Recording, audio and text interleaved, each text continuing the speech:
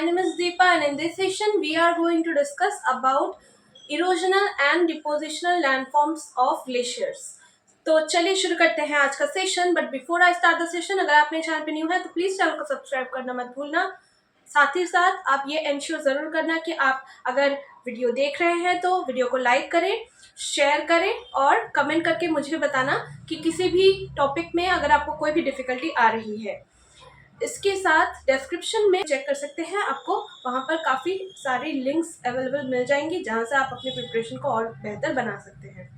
इसी के साथ प्लेलिस्ट में मैंने बहुत सारी टॉपिक वाइज आप सभी के लिए सेशंस अवेलेबल करवा के रखी हैं, वो आप जाके चेक कर सकते हैं.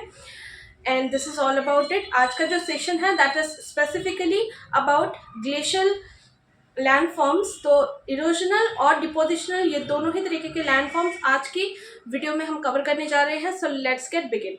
सबसे पहले मैं आपको कुछ बहुत ही शॉर्ट और क्रिस्प रहने वाली है ये जो सेशन है आज की, क्योंकि हम सारी चीज़ें एक साथ कवर करेंगे तो और बहुत ही कम टाइम में अगर हमें कवर करना होगा तो कुछ चीज़ें छूटे शायद, लेकिन आपको क्या करना है, आपको उनको भी कवर करते हुए अपने नोट्स में इंक्लूड करते हुए चलना है. और अगर कुछ मिस आउट हो रहा है तो वो आप मुझे बता सकते हैं कि मैम ये मिस आउट हुआ है, आप इसको भी, तो मैं कोशिश करूंगी कि अगले वीडियो में वो मैं आपके लिए कवर करवा दूँ. तो स्ट्रेट अवे चलते हैं सेशन की तरफ और देखते हैं कि इरोजनल जो लैंडफॉर्म्स हैं वो कौन कौन से लैंडफॉर्म्स हमें देखने को मिलते हैं. इरोजनल लैंडफॉर्म्स में सबसे पहले हमें देखने को मिलता है शार्क. जैसे कि मैंने यहाँ पर नोट डाउन किया है, आप क्लियरली बोर्ड देख सकते हैं. I hope this is visible. Shark जो पहला लैंडफॉर्म है दैट इज स्पेसिफिकली, यहाँ पर मैंने एक डायग्राम आपके लिए बनाया है. कितना विजिबल है I am not sure about it. I hope कि ये क्लियरली आप सभी के लिए विजिबल होगा. तो शार्क जो है दैट इज स्पेसिफिकली माउंटेन, आपको जो पीक है उसी के बिल्कुल यहाँ पर, यानी कि इसकी जो ये वाली जो स्लोप है इसके अराउंड आपको देखने को मिलेगी, जहां पर एक चेयर लाइक लैंडफॉर्म हमें देखने को मिलती है. किस तरीके से? कुछ इस तरीके से चेयर लाइक लैंडफॉर्म हमें देखने को मिलती है, कुछ इस तरीके से. इसी को हम क्या कहते हैं? शार्क कहते हैं. फाइन, क्लियर हो गई. Chair like landform. इसके बाद आता है कोरी लेक.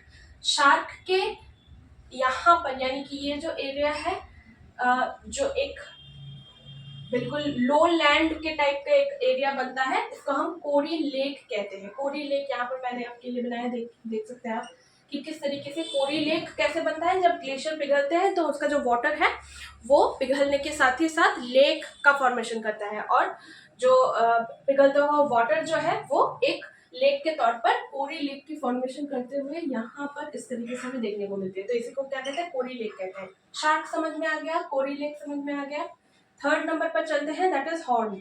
हॉर्न क्या है? ये जो पिक है, जो पिरामिडल पिक हम कहते हैं, बिल्कुल ये जो एक शार्प एंड है, बिल्कुल ये टॉप मोस्ट पार्ट, इसे हम हॉर्न कहते हैं. ठीक है, हॉर्न कहते हैं इसे हम. इसके बाद एरिटी. एरिटी है एक, ये जो एक शार्प नुकीला एक एज देखने को आपको मिलेगा. माउंटेन से होते हुए, हॉर्न से होते हुए ये बिल्कुल एक्सटेंड होता है, एक्सटेंडेड पार्ट होता है, इसको हम एरिडी कहते हैं. अच्छा, ये जो सारी लैंडफॉर्म्स हैं, शार्क, कोरी लेक, हॉर्न, एरिडी, ये आपको यहाँ पर इस डायग्राम में विजिबल होगा, तो मैं आपके लिए इंक्लूड कर दूंगी, आपको समझ में आ जाएगी. नाउ नेक्स्ट चलते हैं क्रैग एंड टेल. यहाँ पर मैंने क्रैग एंड टेल बनाया है. देखिए किस तरीके से क्रैग एंड टेल हमें देखने को मिल रहा है, यानी कि उठा हुआ हिस्सा, ये जो ये वाला पार्ट है इसको हम टेल कहते हैं, और जो उठा हुआ भाग है इसको हम क्रैग कहते हैं. अब यहाँ पे क्या होता है, यहाँ पर आता है हार्ड रॉक, और हार्ड रॉक होने की वजह से ये क्रैग का फॉर्मेशन करता है, क्योंकि ये यहाँ पर हार्ड रॉक है और यहाँ पर सॉफ्ट रॉक है. तो उठा हुआ जो हिस्सा है ये इस तरीके से यहाँ पे बरकरार रहता है, और ये टेल की तरह ग्रेजुअली नीचे की तरफ हमें देखने को मिलता है. यानी कि ग्लेशियर अपनी जो जब वो एक जगह से दूसरी जगह जा रहा है तो कुछ इस तरीके से हमें इसका प्रभाव देखने को मिलता है. इसके बाद आते हैं इरोजनल लैंडफॉर्म में एक और बहुत ही इंपॉर्टेंट लैंडफॉर्म है, दैट इज रोशन मोताने. वो क्या है? ये यहाँ पर मैंने आपके लिए बनाया है. दिस इज रोशन मोताने, बिकॉज जब एक ग्लेशियर अपने एक रास्ते से होते हुए गुजरता है, तो कुछ इस तरीके से यहाँ पर छोटे छोटे जो पत्थर हैं वो इस तरीके से लेफ्ट बिहाइंड हो जाते हैं, यानी कि वो छूट जाते हैं। एंड यहाँ पे खुरदुरा एक हिस्सा नजर आता है जो कि बैक साइड में होता है, और यहाँ से ये वे है, यहाँ से ग्लेशियर जा रही है। तो कुछ इस तरीके से रोशे मोताली का फॉर्मेशन हमें देखने को मिलता है। इसके बाद आता है pattern of the lake. Pattern of the lake के बारे में मैंने आपको एक वीडियो में कवर करवा रखा है ऑलरेडी, डिस्क्रिप्शन में आप जाके लिंक चेक कर सकते हैं, वहाँ से आपको वो जो स्पेसिफिकली मैंने कवर करवाया पैटर्न ऑफ द लेक क्या होती है वो वहाँ से आप चेक कर सकते हैं। Pattern of the lake specifically कुछ भी नहीं है, ये एक लेक है जो कि हमें माउंटेन ग्लेशियर रीजन में, माउंटेनस रीजन में लेक का फॉर्मेशन देखने को मिलता है पिघलने की वजह से। वाटर, ग्लेशियर की जो वाटर है वो पिघलने की वजह से पैटर्न ऑफ द लेक का फॉर्मेशन देखने को मिलता है। ये इरोजन की वजह से होता है, माइंड इट। नेक्स्ट है डिपोजिशनल लैंडफॉर्म्स। अच्छा, इरोजनल लैंडफॉर्म्स आई होप आपको समझ में आ गई होंगी।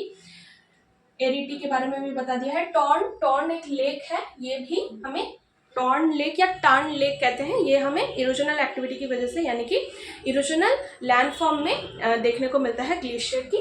ये एक लेक की तरह कुछ इस तरीके से यहाँ पर जो ग्लेशियर है, ग्लेशियर की जब ऊपर से यानी कि माउंटेन पीक से ग्लेशियर नीचे की तरफ आ रही है, तो उसी जगह पर टॉर्न लेक का फॉर्मेशन हमें देखने को मिलता है।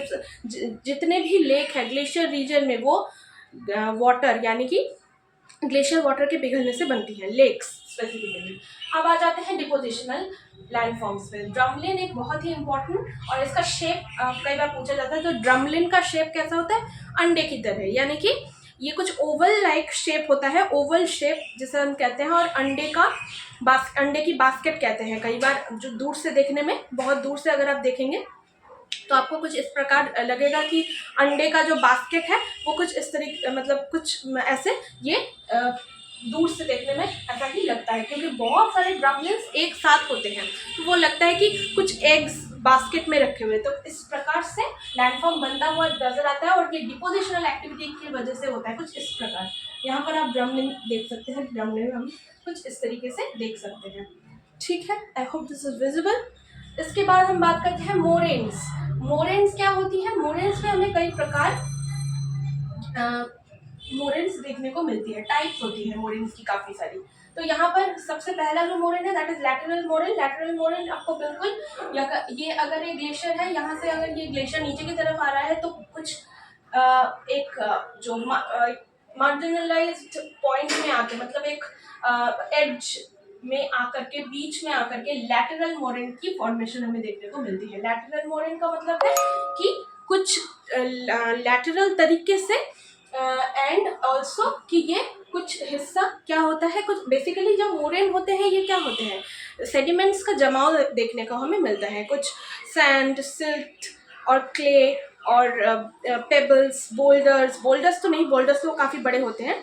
तो ये जो सारे पत्थर होते हैं, ये जो सारे रॉक मटेरियल्स होते हैं, ये जब यहाँ पर बीच में कहीं लैटरल मोरेन हम इसीलिए कहते हैं क्योंकि ये आते टाइम, ऊपर से नीचे आते टाइम लैटरल मोरेन बिल्कुल आके ये स्टक हो जाता है। यहाँ पर लैटरल मोरेन का फॉर्मेशन सबसे पहले आता है, लैटरल मोरेन। उसके बाद आता है मीडियल मोरेन क्या है? दो लैटरल मोरेन जब एक जगह आके मीट करते हैं तो उसे हम कहते हैं मीडियल मोरेन। फाइन।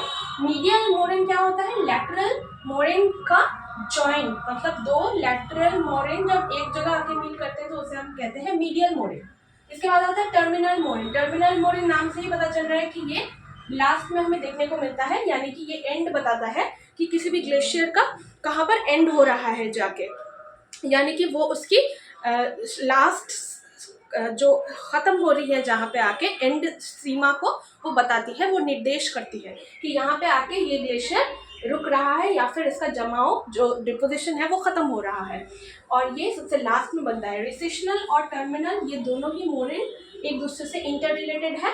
रिसेशनल मोरेन भी कुछ अवशेष जो होते हैं उनको ये दर्शाता है कि जो लेफ्ट बिहाइंड हो गए हैं, जो पीछे छूट रहा है, उन सारी सेडिमेंट्स को, और हम कह सकते हैं कि जो पत्थर है, छोटे छोटे जो हमें मटेरियल्स देखने को मिलते हैं जो ग्लेशियर के साथ ग्रेजुअली ऊपर से यानी कि माउंटेन पीक से नीचे की तरफ जब आते हैं तो उसका संचय करते हैं, उसका डिपोजिशन हमें देखने को मिलता है। तो इसी प्रकार से रिसेशनल और टर्मिनल मोरेन बिल्कुल जब ख़त्म हो रही है ग्लेशियर का बिल्कुल लास्ट सीमा में, एंड में हमें देखने को मिलती है। तो this is all about it कि किस तरीके से हमें कौन कौन सी लैंड फॉर्म्स देखने को मिलती है। आई होप मैंने आपको एक ब्रीफ ओवरव्यू देने की कोशिश की एंड आई होप कि आपको समझ में भी आई।